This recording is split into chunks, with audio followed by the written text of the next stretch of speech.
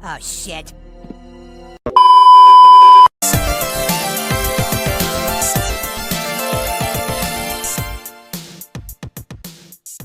It's May 26 BDE, moving with a purpose. Vision never ready, clippers to be hitting verses. Never living with a fear, I don't believe a curse. Never gonna settle, cause the meter where the worst is. See me on the street like I mean agree, never gonna. Welcome back, Raw Nation, to another installment of Raw View. We get a better insight of these king queens behind the scene. I'm your host, Cheno Royal, baby.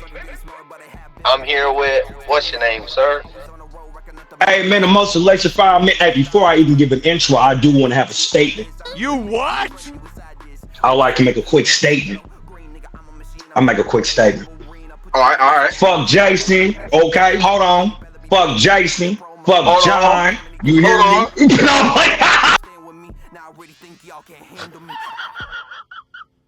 As a stand up player. What's up, man?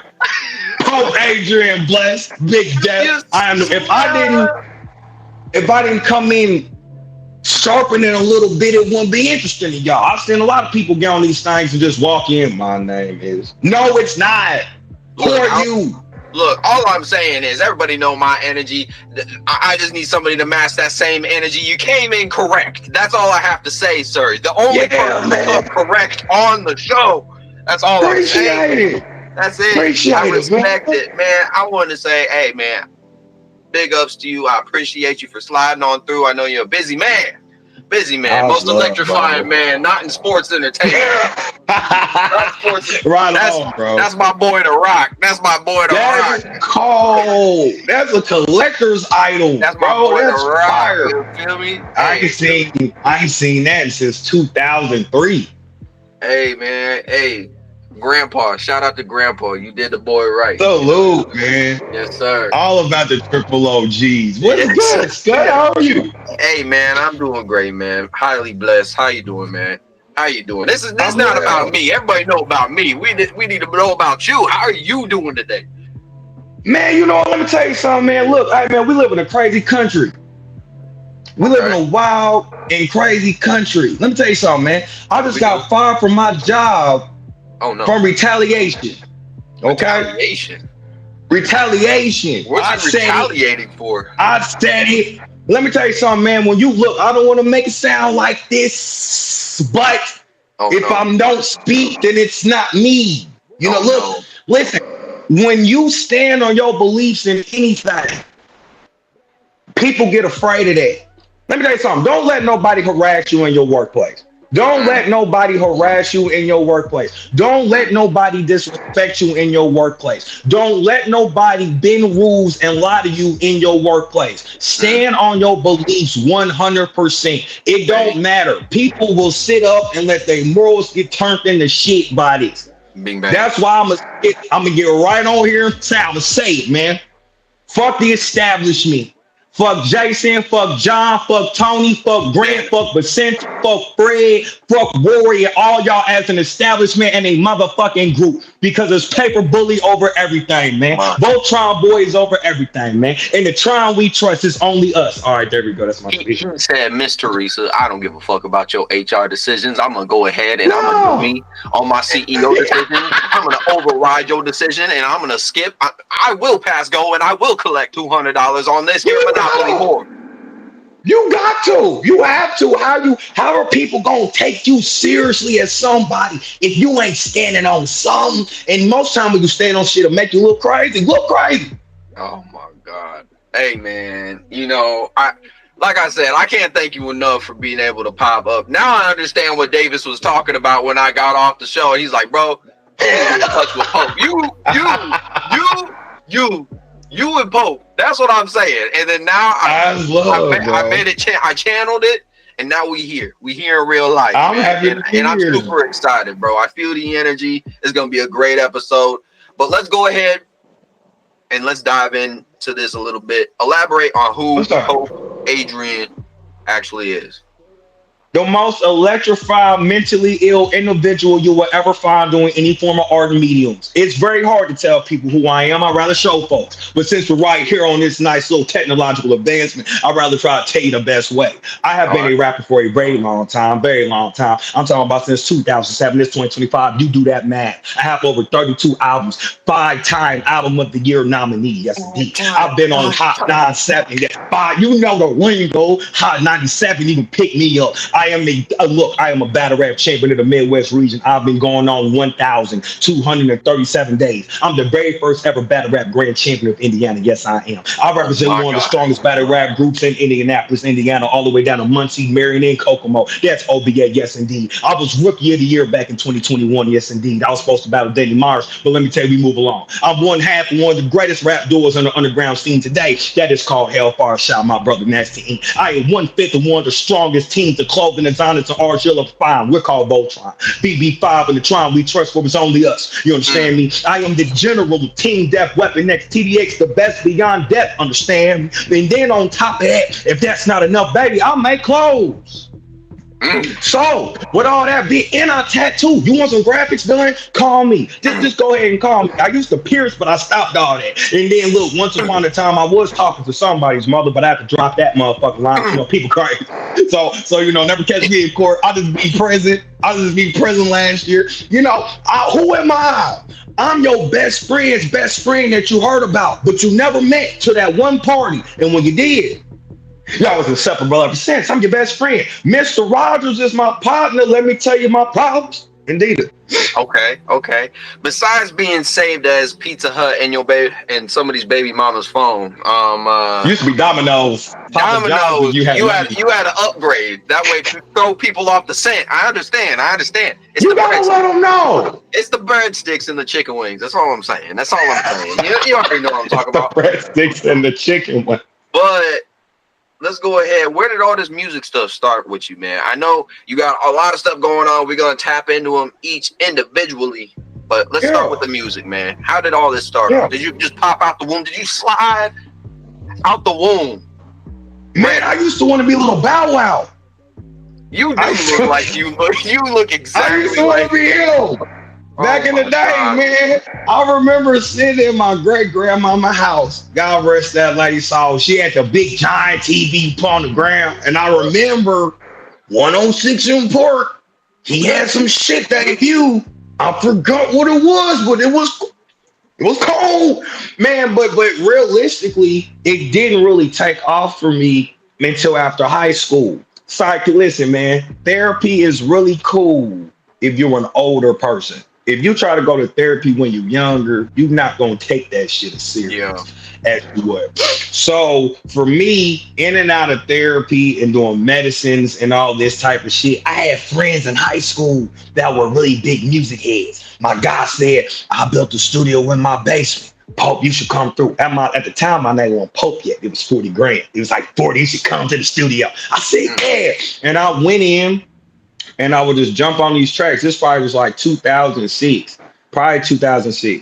And I would just battle. I would battle and just do freestyle songs. I couldn't write songs and shit. Then I graduated. By the time I graduated, I was in talks with an independent label that was based out of Chicago that came to Indiana, and I had no project. So I didn't drop a project prior to 2010. I'm lying.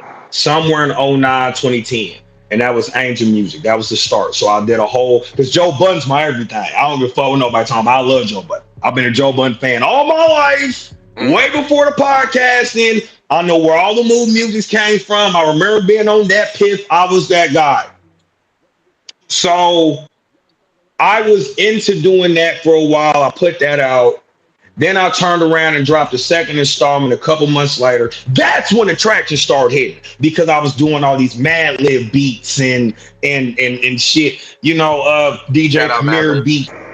Yeah, Nas beats. Because I was a hip hop guy, big hip hop guy. I thought that I could out rap everybody, and I still do, even if I don't fully rap like that no more. You do got to start with the fundamentals. That's all I'm going to say. You got to start with the pillars. Yeah. I do understand that. I've studied it. I studied the game, bro. I knew about being a 5%er. I knew all the boroughs in New York. I was able to battle with some of those guys. Again, I was a battle rapper too. So, I'm watching Smack DVDs, and I was a big Little Brother fan, and I listened to Little Brother. Stack Bundles, a big fan of him. Ransom, a big fan of him. I was a really big fan of guys. The guy that actually got me into hip hop, really funny enough, was a white guy. Shout out my dude Jeremy. He brought me a mix CD in high school, and I was listening to rap anyway. But I was listening to hardcore street shit, Jeezy, all that shit. You know what I mean? Like Gucci and shit, and Eminem was there.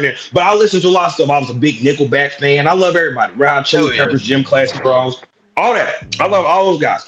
But when he gave me this mix CD, I remember hearing Big Punch freestyles and Big L freestyles and Atmosphere and Wu-Tang Clan. And again, I knew these guys. But to hear it all in one, that's all I listened to for years. And I'm around a bunch of hip hop heads. So all I wanted to do was rap. I rapped my fucking ass off. And I did this up until my first album, Neighborhood Lights. That was my big album that got me like on TV and in the paper and created all this buzz for me and all this shit. But this was years and years and years ago, before people even knew who I was. So from then on, I continued doing other shit. I dropped Andrew Music 4. Then I ended up putting out Eastern Conference. Eastern Conference came out in 2016. That was the first 3-track EP to come out of Indiana and make the traction it did. I changed the format for a lot of dudes releasing projects in Indianapolis. Dudes went from putting out 15 to 20-track albums to 2-3-piece projects because of me. Because when they saw I did it, I got on over 16, 17 blogs. I was on constant interviews. Hot 97 picked me up. I was in talks of independent label deals, and I turned them all down.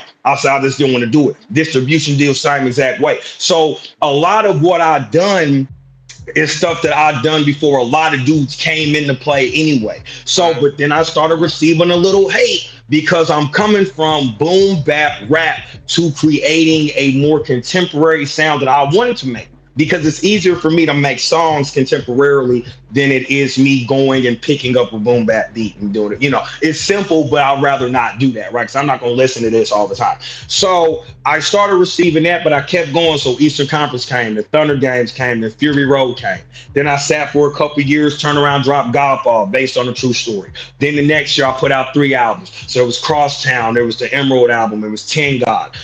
In between that, there was the Hellfire albums with me and Nasty Inc. I wish I had a better chronological timeline explanation for people. It just so much has happened. I went to Hong Kong and Taiwan and was over there doing shows. I had my own tour when I first came in. I was doing clothes 2-3 different times and customizing clothes, at the same time. So this is a long-winded spoof of shit just for me to say, I've done this over 10 years. I'm 34.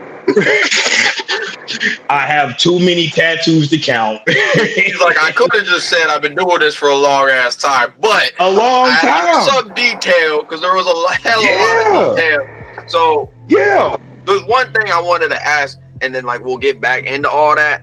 Is that maybe a hot take question, maybe not. I don't personally think so, but what would you think is something that, since you've been doing it for so long, is something different from back then and now? Because some people might say oh, well, hip hop doesn't hit the way that it did. Maybe it's all one note right now. What is going on in your mind that is just it's not like how it was? Even you have people even saying the beats were even way different back then, and the 2000s, even the 90s, the 80s. Is just what do you think is either, I wouldn't say missing, but kind of? Okay, so I don't want to get all extra philosophical, but I will, because that's just me. You better. If you don't, I'm just going to leave. I'm going to leave my whole podcast. Right, right. I need people with me here. So this is not Bible thought like thumping by any means, but there's one particular scripture that stands out to me all the time. And this applies to life, and this applies to just, relationship with everything. The generations get weaker and wiser. Okay, this is the same conversation that happened 10 years ago. Then this was the same convo that happened 10 years before that. Yeah. Because hip hop 40 something years old. So every 10 years. So let's look at it like this to answer your question the best way. Things got simpler and people hated it. The youth is everything. Period. As we go along, every decade, every 2 decades, kids run stuff. Then there's technology that's meant for children to use to run stuff. All right. Like Chat GPT, we couldn't do this back then. So a good example of it is this. So when you look at, I don't want to be too old because I'm only 34. So let's say if you compare, my first Jay-Z album I've ever bought was the Black Album. Like physically bought was the Black Album. Okay. The production. Let's talk about production. There was more thought-provoking everything before now. Way more thought-provoking. The only upside of change is the mental health conversations with some people, but for the most part, it's about things got simplified. This is the equivalent to when Yachty went on Everyday Struggle, when Academics was still there, when it was Joe and Act. And Joe was going in and was basically saying, you're not hip-hop because of whoop-de-whoop-de-woo. And then Yachty said, bro, chill. He just basically spoke for a whole generation of people that don't want no more than what they can stomach. Yeah. I don't want to think about it. Producers, same way. Producers will sit up, bro. Back then, they'll make some fire shit. There ain't no Splice. Boys couldn't go to splice.com and they couldn't do that shit. They couldn't go download an app to make beats. They had to know something. Knowledge is what we lack. And I don't mean knowledge as in black power, conscientious politics, like not that, but attempt. The attempt to have substance in what you're doing is what we lack. I just got done watching a Double XL cipher. What was it? Ian? The boy Ian rapped. Mm-hmm. Ian, I like all music, bro. I'm not a stickler. But Ian, I like Ian for what he did. All he had was dudes doing this. Mm-hmm. Mm-hmm. The whole time. There was no beat, but that was cool because he rode it the whole way, which is fire, craftily fire. But to someone that's into hip hop, and I read these comments, this is trash. What the fuck is this? Y'all, this is who y'all picked for this year? Where's the whoop-de-woo? Because we're not getting the Royce the 5'9" of the world no more. We're not getting the Crooked Eyes of the world. I used to be a big fan of J. Cole, and then I got sick of him. What would you say though? Like is because I wouldn't say that it's like stuff getting easier that would make people not want to write or be conscientious anymore, or like kind of want to break down like a story. Like right. I think like people are kind of just content with the same story, maybe. Like obviously hip hop, just like with metal, has several genres, and like if you have a lane, you have a lane for this, you have a lane for club music, you have a lane for feel good music, you have a lane for conscientious music, and you have a lane for like other blah blah blah blah blah blah blah blah. But I think people kind of go in and out of like trying to like connect or blend like all the hip hop stuff together. And like, I do understand that there is like multiple things. I think like it's kind of like a jukebox. Like if I'm sitting in a bar and all I hear is one track or style of music being played that entire time, I think that's kind of what it is like in the world right now with the radio and like certain things being played and like, you know, being pushed. And it's like, I get it. Like, what's your take on it? Now we're talking psychology because it goes beyond that. This is a conversation that a lot of people who love hip hop, who studied it and watched it, ask, and they can never get a real answer. The answer that I provide more so, okay, so now let's take this conversation a little further. Let's talk designing, marketing, and branding. Keep in mind what I said earlier. The generations get weaker and wiser. The kids run it. The kids start running shit later on because life and society and ruling has bent enough of the rules to be able to try kids as adults or young adults. So a good example of that is this. Okay, so a lot of the hip hop that we love, that we enjoy, we can't play on the radio. We can't. Hip hop has always struggled to find a universal market. Even with Run DMC collaborating with Aerosmith, the only thing that did was open up the door for Adidas. Okay, so now we have to look at hip hop is still a baby. So trying to find a way to navigate it for everybody is always a struggle. So a Chuck D and a Flavor Flav, the content they was creating was for the people, but that we're not all the people. Okay, Kool Moe Dee was an incredible rapper, but Slick Rick was a great storyteller. But not everybody can relate to those stories. Not everybody can be quick-witted with metaphors and punches and similes. Okay, cool. So as we move along, now we look at all this blending.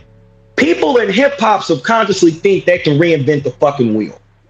I'm going to go get a rock band, or I'm going to find a folk singer, or I'm going to go get an R&B singer. And I'm going to do that. Worked for Ja Rule, that worked for 50 Cent, but that didn't do it for everybody. It just didn't. Okay, so then you get Linkin Park. Linkin Park was able to do both. And guess what?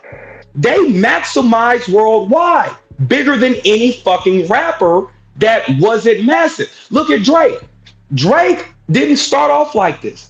Everybody who knows Drake knows. He didn't start off sounding like this. He was taking Fonte's flow from Little Brother. He was praising Joe Budden. He was big on Royce the 5'9". But then guess what happened? Now we're dealing with marketing and design.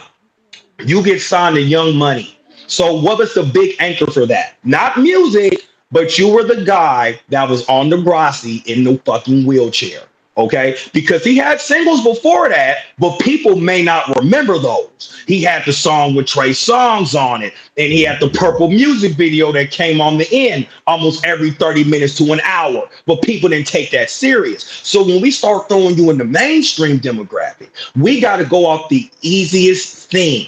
Keep in mind what I said before this podcast began. The brain, novelty, repetition, association, relationship. People aren't about to dig for Drake's catalog 100% when he got signed to Young Money, because that requires you having to really give a fuck. But if we know you as the guy in the wheelchair that can rap and it's good too, guess what that does? That makes Wayne look good, Drake look good. Then you're on a posse cut. So if you sucked, it's old fucking cake. We got 6 other people that could back you, but he didn't suck. Okay, cool. So now here he comes. He does his single. He does that shit with Kanye and M and all that stuff, right? Last name ever. We know the goddamn song. Okay, so but look, that wasn't when it came out. Goddamn song. Yeah, we remember when it first came out, guys was like, that bar ain't even fucking hard, but everybody knows it. Super simple, right? So as time progressed, he started, keep in mind, look at his hip hop beats. He can't really get in on them because you're not really designed for full-fledged hip hop. Mainstream marketing and in publishing and publications, they don't want that. We need somebody compliant enough to be able to sell the goal. So when we talk about shit like now, I just got done saying this. I hate that damn Kendrick and SZA song. I fucking hate it. I forgot with Luther. I hate it. I don't like it. Never liked it. But they play it so much on the radio. So check this out, right? 2 perspectives. So for someone that's into hip hop, because I stopped listening to Kendrick after Section 80. I didn't like Good Kid, Mad City. I didn't like none of those, right? Damn. Great MC. But look, here's my reason, because it all ties in, right? So okay. So check this out. Here's even better. Okay, so the big 3. Kendrick, J. Cole, and Drake.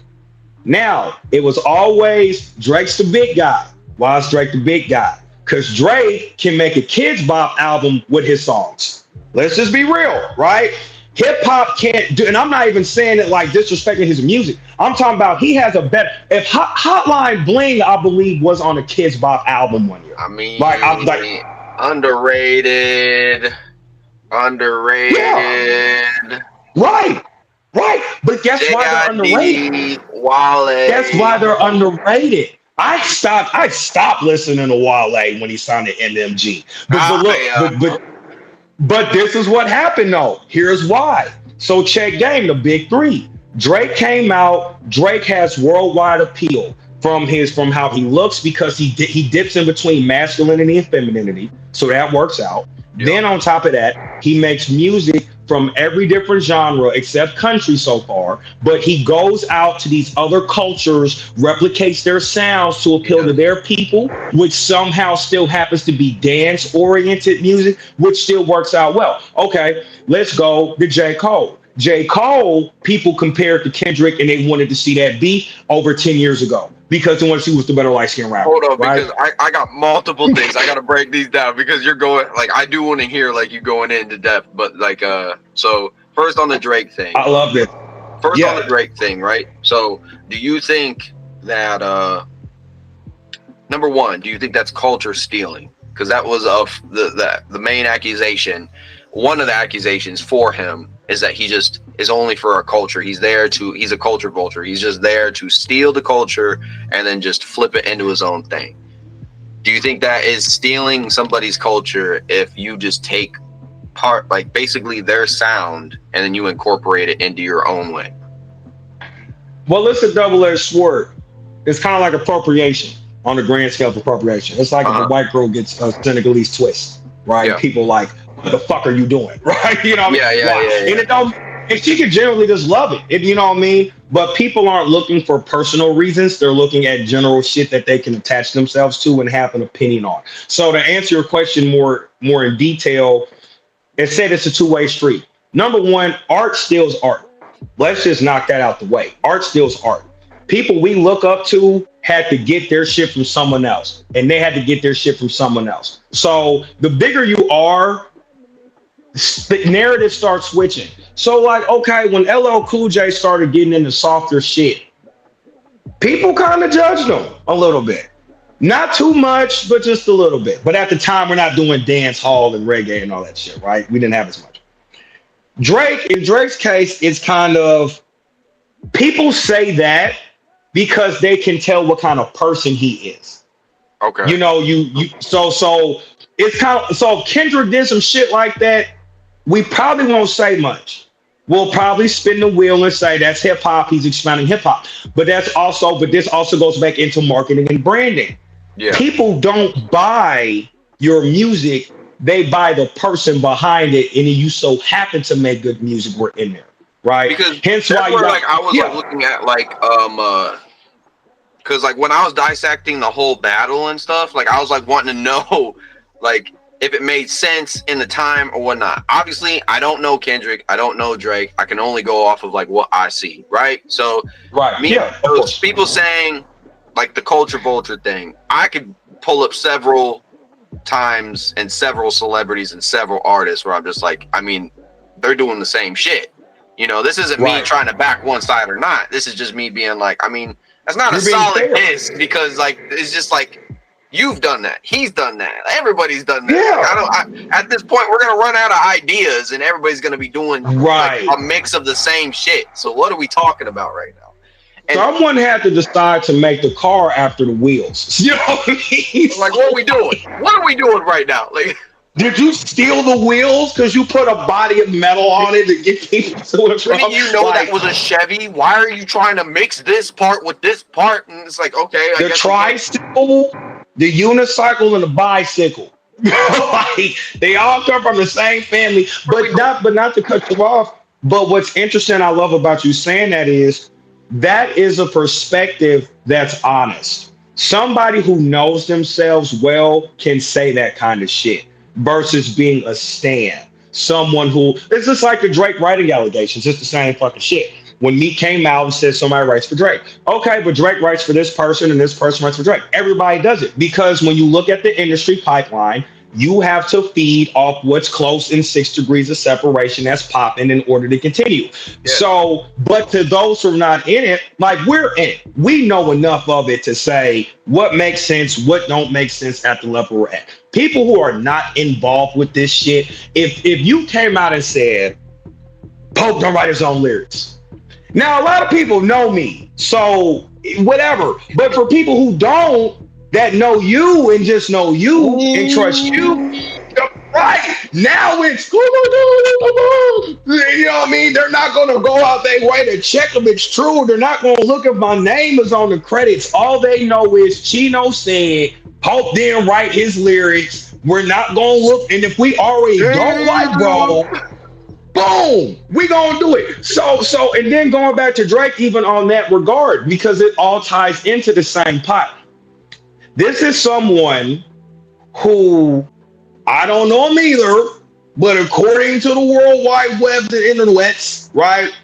He's soft. He's a fake gangster. You say you're from places you're not. You do all this and this. We don't know that, but so be it. So guess what? That gets spun out. People choose not to like him for whatever reason. They say something like you're a culture vulture. Now it's another notch on the scoreboard. It just happened. Drake bought that Death Row pendant, the alleged authentic pendant from Tupac's estate, $500,000. To turn around the next day and get told he bought a fake pendant for $500,000 from an actual historian and appraiser. So guess what? But when he bought it, right, everybody jumped on. You doing anything to be fucking seen. and then look, this Kendrick beef's gonna be attached to him the rest of his life. But look, guess what? Look, man, like I'll just leave it like this because number one, because people would hop on me and be like, I'm being a Drake stan and whatnot. Like, first of all, like I have a level system. So like I have your great, the GOAT. I have like GOAT. So like even you're above average. So you're GOAT, you're close to right. It.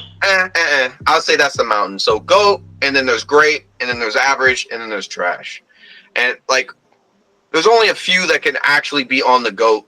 And I feel like anybody that's around that, like everybody's always going to like, it's just like with the trend shit. Like they're going to hop on something to go ahead and like whatever name they got to ride or whatever trend they got to ride to get there without like actually trying to carve something that like is like takes the work and like you got to put in a lot of stuff. Not to say that people can't, not to say that people like remixes aren't great, but it's just like people are just trying to find something that's like quick and like a lot of people can see marketing, like what you just said. I understand, right, 100%. But what I don't understand is like, which I don't agree with everything that Drake does, and like I've heard a lot of the bad shit that he's like done, like behind people's back and like talking shit, pillow talking. It's just like, look, I get that, and like I would get annoyed immediately by some shit like that. But going ahead, and then just naturally, because I hate how it's turned into like it's so political now in the game where it's like it almost became like a colorism sort of thing where it's like even when they were beefing, it was just like light skin versus dark skin shit. Right. And I was just like, bro, chill, bro. Like this, like nobody's trying to do this fucking shit right now, and I don't understand like why it's got to go that far. It's like I get it. These two dudes hate each other. I get it, and it's gonna keep going to the dawn of time. But I think to underwrite a lot of like, because in my personal opinion, Drake had, I think Family Matters topped most of Kendrick's disses.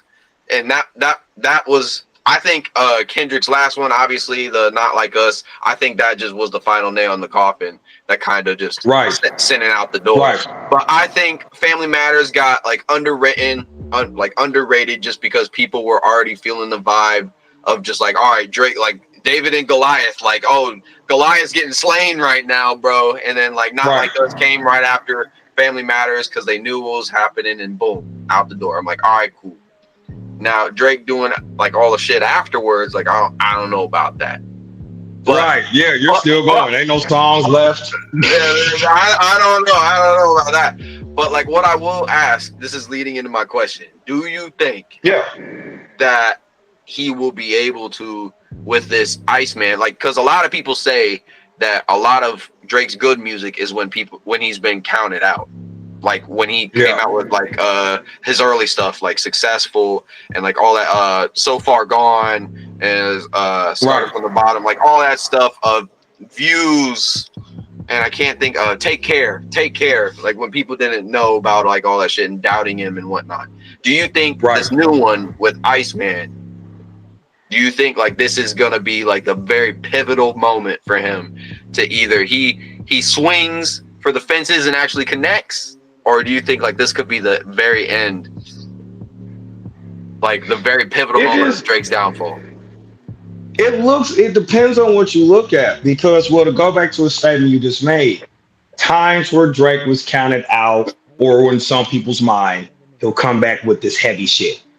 Well, the first question is, when has he been counted out of anything for us to validate that?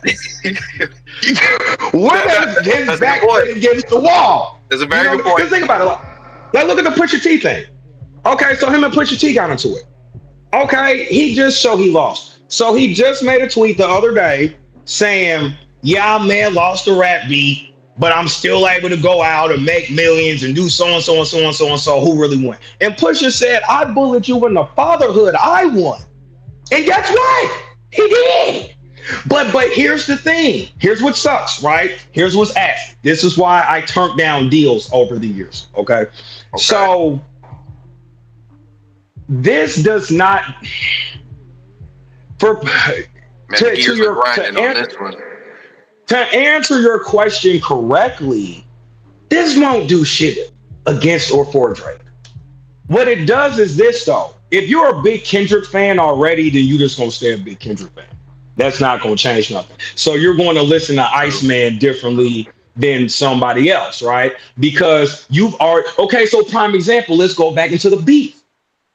The reason why Drake and Kendrick was so impactful was not because of the musicianship, but because what they represented to the black community.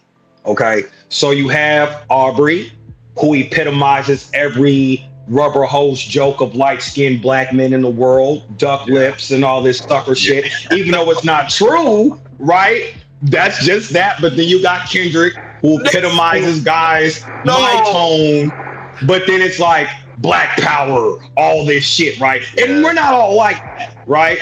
So you have two generational differences that are coming together under one roof. Then on top of that, the easiest ways to make money come from the 3 C's: controversy, conflict, and confusion. So how do we keep making money and beef with two high-class guys that represent two different things? Let's throw in stuff like colorism. Let's start throwing out accusations of domestic violence or absentee fathering, right? All this is in the black community. It just so happens to be two big guys, because this is past rap. So one thing I love that you said was Family Matters was underrated. I agree. I liked it. But you know what fucked Drake up? Drake tried to play chess and got outsmarted. If I can make shit that, because I love Family Matters too. Like, I play that last part out like it just came out. I don't care what he's even talking about.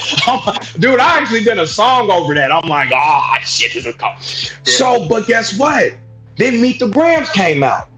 I didn't like Meet the Grams like that, but I loved it as a hip hop guy. But to want to throw it on, fuck no. Okay, but keep in mind, same perspectives. You got this light skin etiquette, right? And this dark skin etiquette, even down to the music, right? Because this is psychology oriented. So if you don't believe me, let's check this out. Okay, when you look at hip hop beats, you look at, like Jadakiss versus Beanie Siegel. That was a real hip hop beat. They was making fire tracks against each other. Two street dudes that can rap. That's what we wanted. Joe Budden versus Royce the 5'9", real hip hop beat. That's the type of shit we wanted. You know what I'm saying? That's what that is. But they're under the same umbrella. But when you have two generational forces going at each other, it's kind of like we celebrated Kendrick's win because it looked like a win for real black people, which real black people are those who are not Drake, right? We're not out here looking a certain way and flaunting all of our fucking beliefs that we don't even have the financial and economic system to be a part of, right? So that's just that. But then you go into the Iceman album. Why is this interesting? Because this is your first album after the beef. Then he dropped music already. We got the 32 gigs thing, and what did I miss? I really like that. I like the first half of what did I miss. Yeah, that's my joint. And then he was doing these other songs with these dudes after that just sound regular Drake. So if you're already a Drake hater and a Kendrick stan, this is your nail in the coffin album.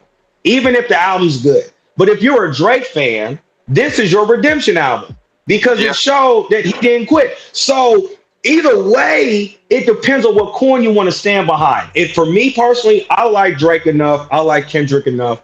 If the music is good, there's times I don't want to like Drake. There's just sometimes I'm just like, and not even them particular. I think it goes either way. I think it goes both ways. Like even like I know we were just talking about it, but like my GOAT personally, I'll probably get flagged for it, and people will probably be down in the comments saying they'll probably be like, "Hey, bro, it's a light skin thing, bro. It's a light skin thing." but my GOAT will forever be J. Cole. I get it. I get it. You don't. I get it. Like you said, you had your problems, but like I'll forever be indebted to J. Cole on several other levels. First of all, one of the first ones that I've got to meet in person at a concert, and then Forest Hill Drive just that came out around the time that my mom passed.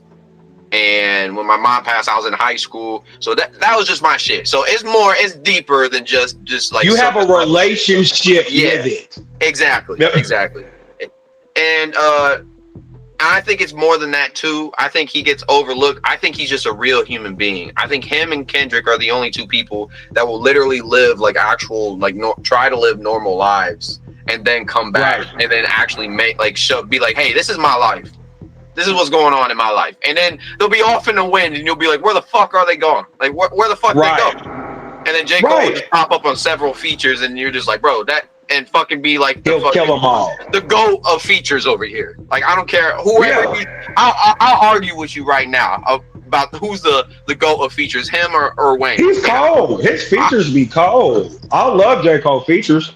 But I will say that a lot of people, and I won't speak too much on it. A lot of people, I think, flamed him too much for what he did in the battle. I get it; he did fire back, but if somebody fired a shot at me that aggressively, and then then you get people all around you chirping and chirping and chirping and chirping, and then that just looked like an emotional move to me. That just looked like, look, bro, if we're literally going to do this shit, I'll show you that kind of like a G check. Like, look, if we're gonna do this shit, don't fuck around. Look, this is what I'm putting out, and that's how it felt to me. Because people were like, "Oh, bro, this is weak." And it's just like because like they actually love each other. I didn't see no problem. Like if I saw two niggas fighting, right, and I could clearly tell, look, this shit looks like it's about to pop off. And then one of the guys who I'm friends with as well, just magically turns to me. He's just like, yeah, and you too, nigga. And I was just like, whoa, bro. Right. Whoa. And then I say, hey, don't be roping me into this bullshit because like if you trying to do something, we could do something right now. And then my other dude fires back with, yeah, fuck you and your family, guy, your fucking trash ass family and some shit. Then I'll just start being like, whoa. Now we're backing off. We're not headphones down. I'd be like, whoa, all right. You're moving around. Just go home. Then that, what's funny about you even saying that was just to talk about that for a second, and I've tried to explain to people when it happened. This is exactly why there's that thin line in music, hip hop particularly, where in any other genre you can always find a muddy middle ground. Hip hop, you can't do it. You can't do it. So Drake and Kendrick have real problems. Okay, if J. Cole and Kendrick would have been a better battle because it would have been pure hip hop. We would have got bars nonstop. We still have diss records to listen to. They would have went past 5 songs a piece, probably, right? It would actually be like a battle rap thing where it's just like, I don't think that they really have beat, but they would have research, and it's just like, I don't know. That's all you can get. Yeah. Nobody would have took it to no family level. But then so your analogy is perfect. Here's two of my dudes. One guy is this way, other guys this way. They don't like each other. All right, fuck you. Now we got an AR coming out. Where did this come from? He knew, J. Cole knew how ugly this was about to get. That's what people don't understand. He knew where this was about to go. So before he went out and went against his morals, and then you already not an industry guy, you don't need no more problem. You don't need nothing that's gonna sweep you. Because when you are a enigmatic MC, everything you do is power. From how you come out to your rollout to if you're being silent, what does your silence mean? J. Cole just came back outside. What does it look like you coming back out, you getting this beef, which could have been cool if everybody stayed cordial. But guess what? He knew, because when Drake gets in beef, it's never just beef. It's tea. It's tea clocking. So we don't need no shit. We don't need Drake buying Dreamville and turning it into Over Your Sweatshop LLC, right? We don't want no shit like that, right? He tried to rope him in so bad. He tried to rope people were trying to ride him for like trying to do all that shit. It's like whatever. I'll just go ghost. I'll just go off grid. And even then, J. Cole, because J. Cole, one reason why I stopped listening to J. Cole was because here's my age, right?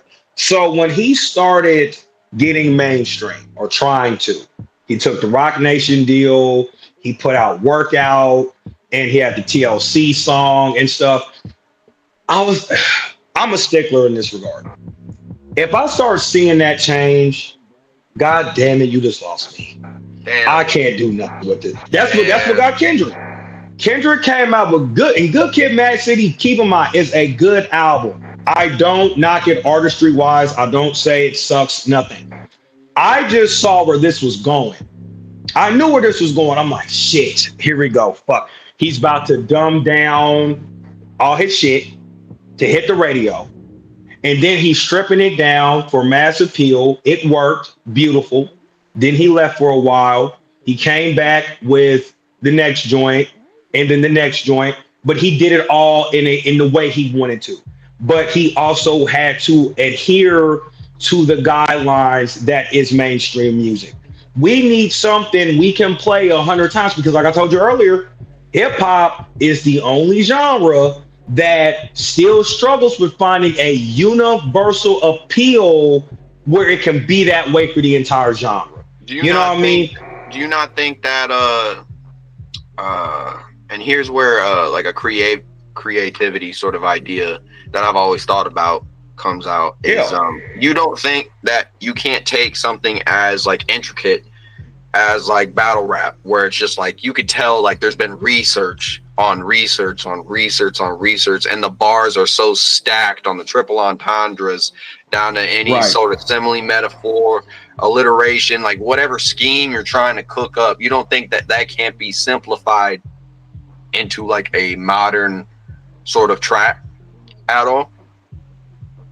Well, can it be done? Sure. Has it been done successfully? No. So like battle rap's a good example of this too, because I'm a battle rapper, right? So like I turned down Smack and RBE and stuff, right? So battle rap is probably the weakest link in all of hip hop. And when I say that, I say it this way. Marketability, can we push your image and your branding? And are you appealing enough to people? Like New Jersey Twerk. Twerk is a great example of this. Twerk is a worldwide star. He's not saying nothing too complex, but it's still real heavy. He can perform. He's energetic. He found the niche, and he's still in his 20s. That's beautiful, right? Now, if you translate that over to hip hop, can that be done? Yeah. No, because the machine won't let it. So like the machine won't let it. So because look at it like this. Okay. Kendrick's a good example. If they played songs off Section 80 on the radio now, we'd probably have a ball, but they probably wouldn't go as hard as the ones he's already done. He'll still get millions of plays. It'll still work because we know who Kendrick is. But if we put Section 80 on the radio before Good Kid, Mad City, no. Now, if we try to simplify all this creativity, the double and triple entendres and the metaphors and the similes and all that shit, it's not. Dudes don't know how to structure a song. One reason why people like me is because I can still do that, but I can structure a song. You know, I can make a hook and a bridge and a pre-chorus and a refrain, and I know what repetition is. I know how to utilize my syllabic structure. I know how to do all that stuff. But purely, no, it can't really be done. Because keep in mind, hip hop is a genre that still is struggling to be universally included in everything still. So tell me the last time you heard a J. Cole single on the on a radio that was from his album. That's true. That it's been when a while, was the last time? Right. So remember when Neighbors came out, like Forest Hill Drive, like Neighbors was my jam. Yeah, they played that on the radio for a little bit. Think I'm so And guess why? And that's why. That's exactly why. Dudes who are great writers, I love these conversations, boy, because I sound like an asshole, but I'm a writer. So it's not like, you know, I'm not talking about myself sometimes either. And it's something I had to learn over the years. Writers can't make good music, but a good musician can learn to become a great writer.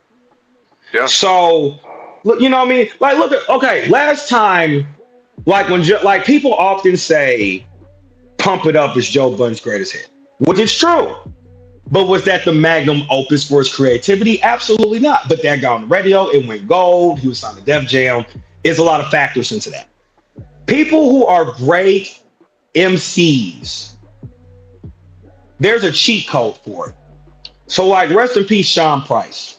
Sean Price, incredible MC, but he had a flow to him that, you know, still doing hip hop, but there's a flow to it. Who else? I think YB and Ramir. I forgot that boy name, but he was real cold. But look at Playboy Cardi. The people took Playboy Cardi to the max. I never thought he was that fucking cold, but there's more to it than that. You are enigmatic, you're sigmatic, you dress very well, you speak when necessary, you drop music and spam. Because now at this point, it's past rap. How can we make people crave you? So if you're an MC, you likely probably can't make music. You more than likely can't, because you are stuck on better bars, better similes, entendres, and all this shit. And then when they try to do it, they try to cheat it. Let's get a simpler beat. Let's get somebody on here to feature that can try to ease us into this. So that way, you probably can't write music. And if you can write it, it has to fit something. So like, I'm not a big Tech Nine fan for shit. I never have been. But I like a few of his songs because they sound like songs. You know what I'm saying? Drake can get on a hip hop record and be good and be really good. But a lot of people can't do that. You know what I mean? Meek Mill can't make what Drake make. Ross can't make what Drake make. J. Cole can't make what Drake make. Now, J. Cole tried it before. It just didn't work out. Kendrick can't make what Drake makes, but Kendrick makes what he makes. Drake can't make a Not Like Us. He somewhat kind of can a little bit, because Started From the Bottom was a really good song, right? Yeah. So, but you see what I'm saying? Yeah. So you, as an MC, lyricist, you probably can't make good music because you're stuck. You are stuck. You're stuck trying to figure out how every line gonna hit versus here's a verse that's 8 bars. Here's a bridge that's 4.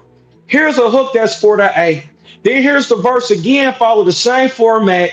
Watch, rinse, and repeat. Then come with a refrain, bring the hook back, and the song is done. It's over. We're not asking for you to give me 16 to 32 bars at a time. And you know what I'm saying? Like, no, I'm glad. You probably can. Hold on. Because now I'm glad that you said this, because now I can bring it all the way back. I can segue all the way back why I will make my case right now as to why I believe J. Cole's the GOAT, excluding my own personal attachment. I say it is because, number one, this man, I will always root for the underdog of anything, and I believe that he has never wanted. Number one, he's never wanted it. He's never wanted the crown of just like, look, I am the GOAT. So I already appreciate that. First of all. Second of all, I appreciate the fact of he still is getting better. Like, it's the consistency of getting better, regardless of whatever anybody has ever thought. I get it. Like, when I think anybody, usually when they come out, they have to take a deal where it's just like, look, I got to do something mainstream because people need to see me first. That's usually, like, in the olden days, like, especially with people who are big now, they've had to do something in the past. Like the 2010s, I think it kind of ended around the 2010s leading into the 2020s. It's just like, because the record deal is kind of almost dead at this point.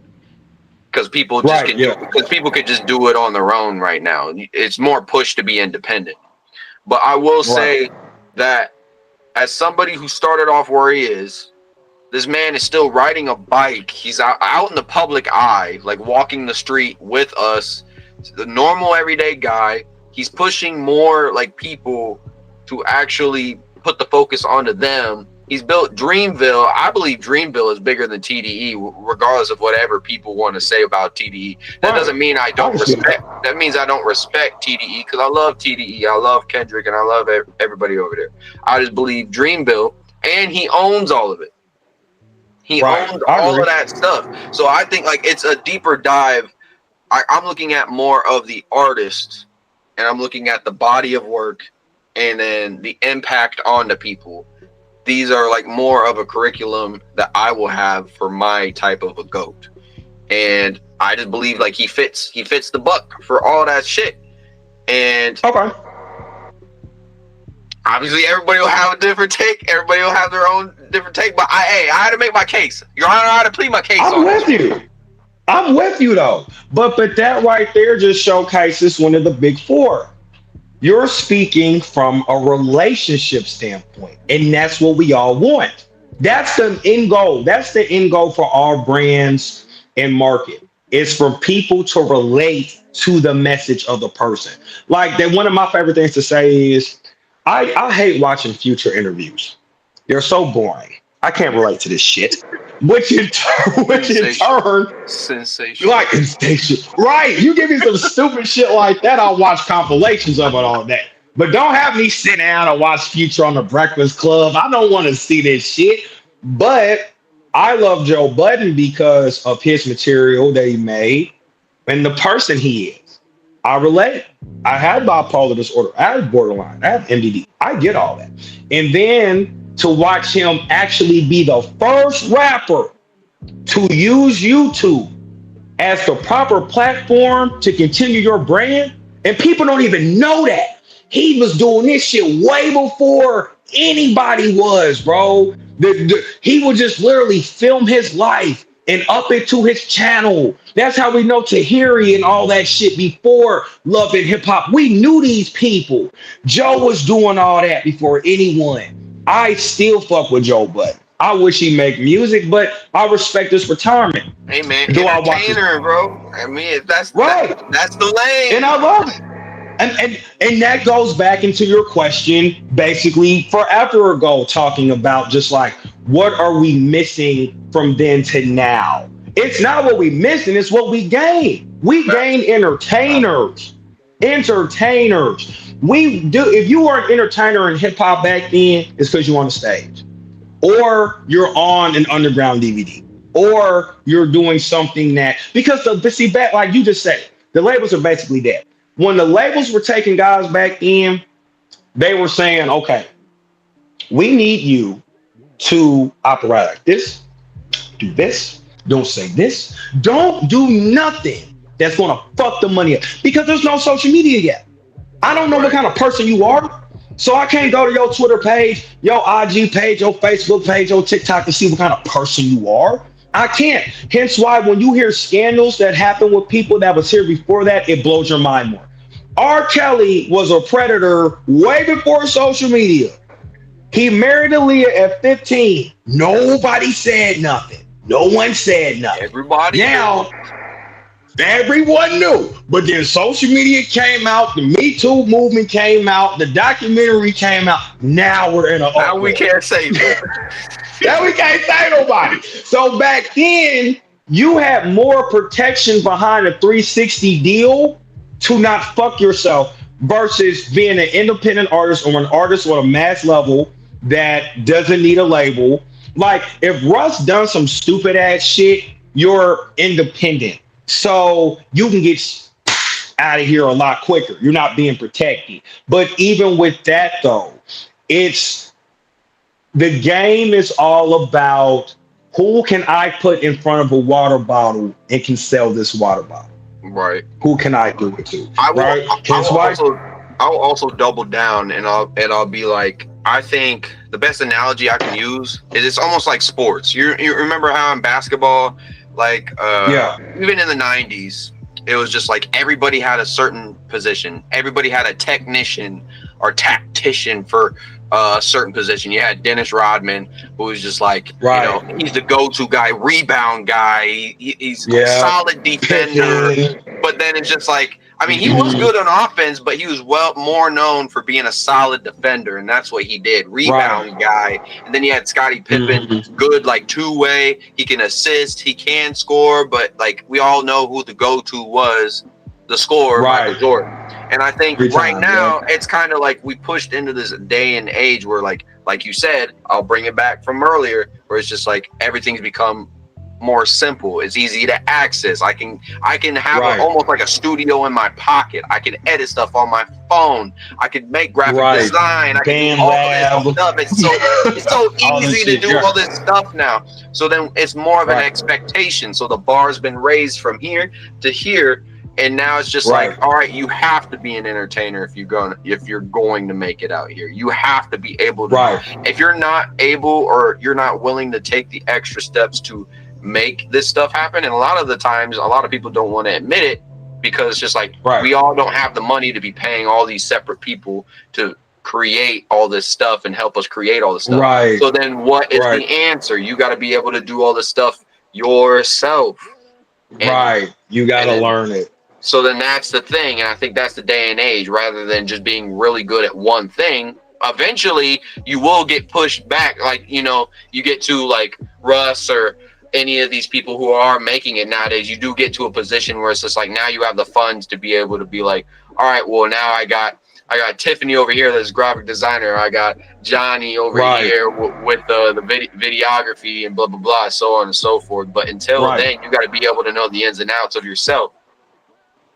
And then, like even the other day, like I kind of had like a full circle moment where I originally had somebody that was gonna film my podcast and help me out with the shit, and then like I even had like an implosion moment where it's just like, bro, I don't know what's going on. It's like a purpose, like I don't know, like it doesn't feel fulfilled for some reason.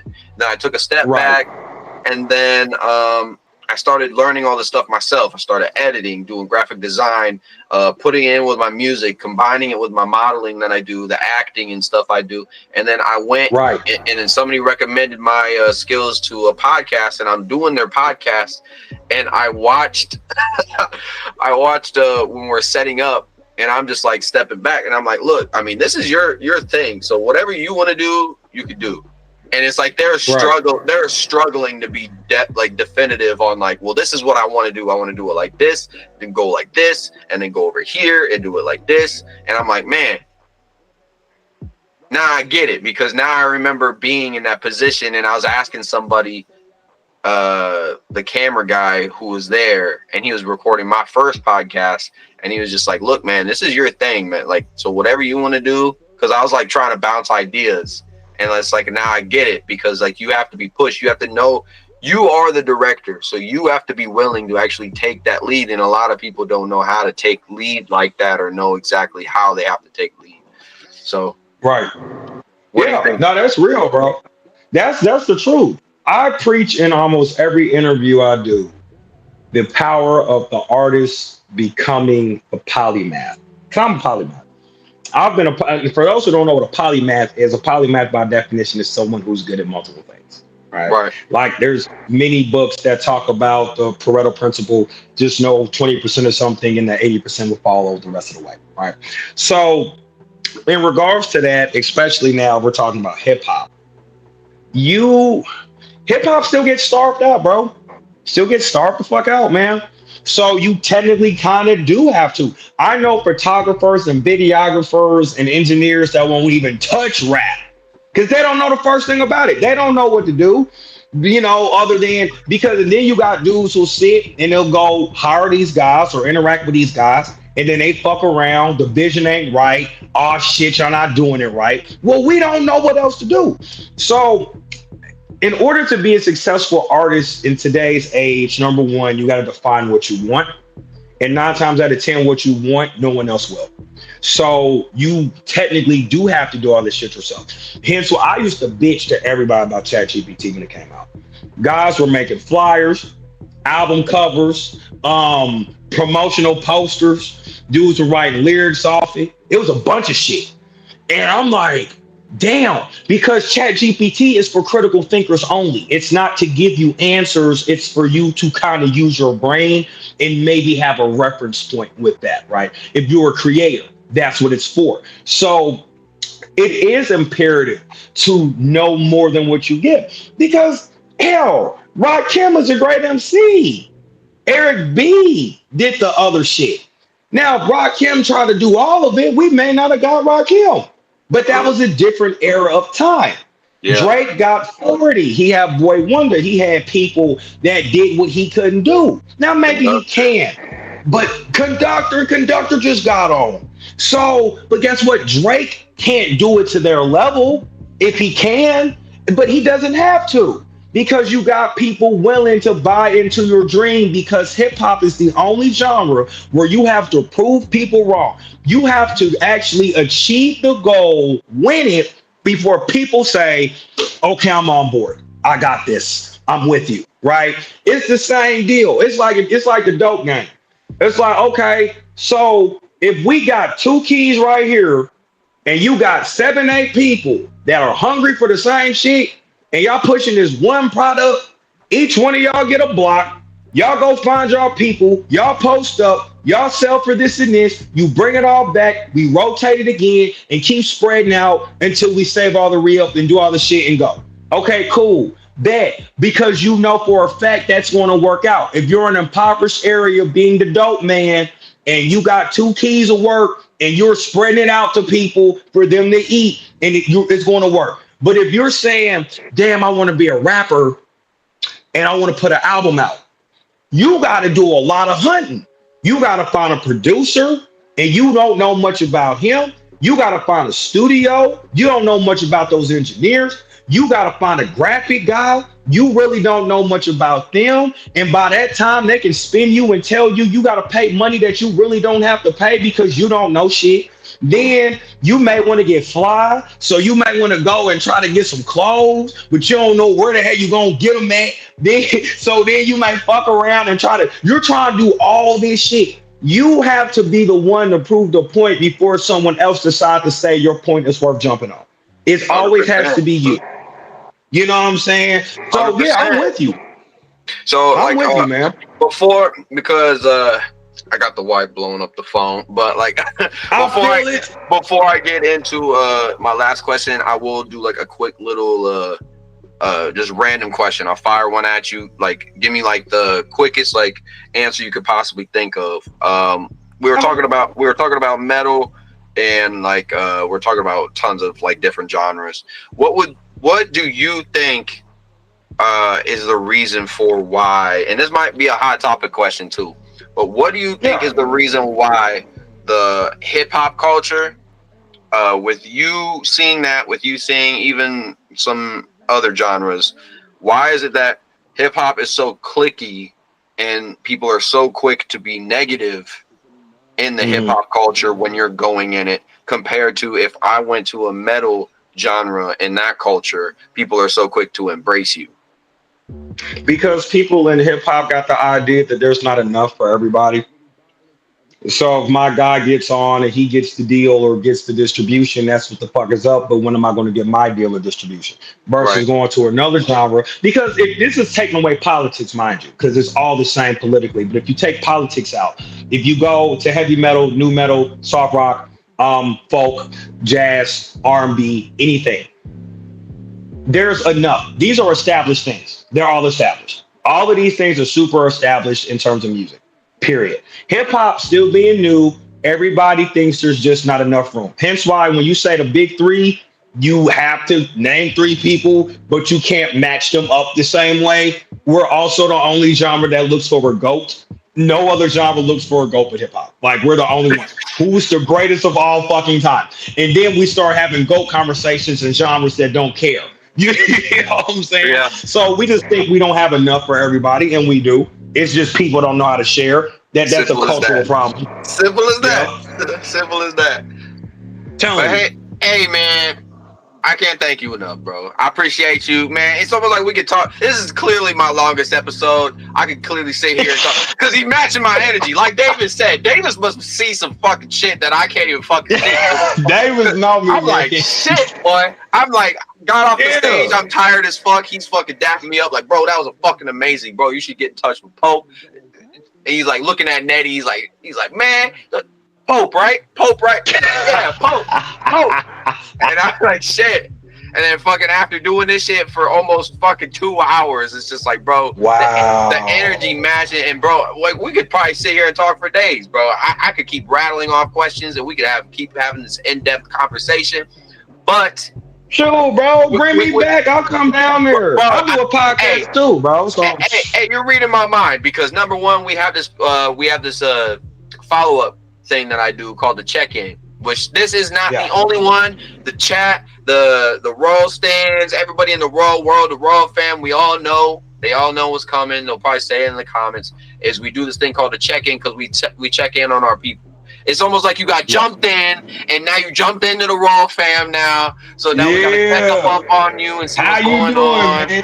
So whether it's a week, a month, a year, it doesn't matter. You could always hit me up whenever and just be like, "Yo, you got time? Bro. Let me in on the pod." I'll be like, "Yeah, bro, come on in. We'll schedule in." So bro. So any point, do some cool stuff. Yeah, any point in time, man, we'll get you back on. We'll see how it's going, and we'll probably do like another 2 hours. Jesus fucking Christ! But anyway, so we had a ball, man. But only got one more question before you get up on out of here. Keep killing the shit like you always do. Right on, bro. And that is, where do you see all this stuff going in the next couple of years? What's the overall end game of Mr. Pope? The overall end game is to put Paper Bully around the world. That's the end game. The internal armor for the inner child. This is what I'm hoping to give folks. If the end game is Voltron, B5, aka Mr. Stay Alive, us taking over everything and giving back to the communities that raised us, paved the way for us, and then erase us in the time. That, my friend, is what I hope to achieve in the next few years. And knowing you'll be there, right there, embracing the same thing, doing your own message. So I'll see you at the top of the mountain very, very, very, very soon. Yes, sir. Yes, sir. Now, go ahead. Before we get out of here, shout out any place we can find you.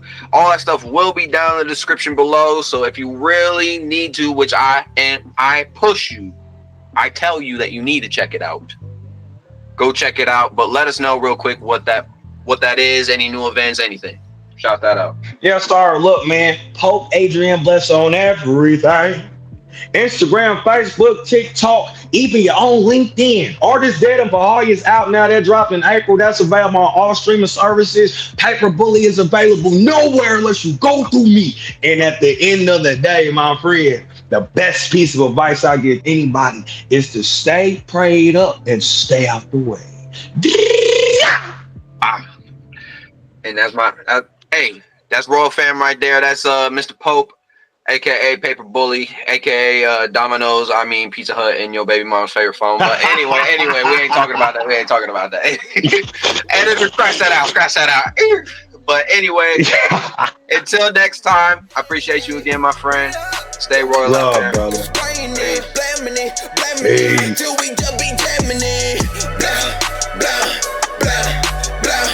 Hey.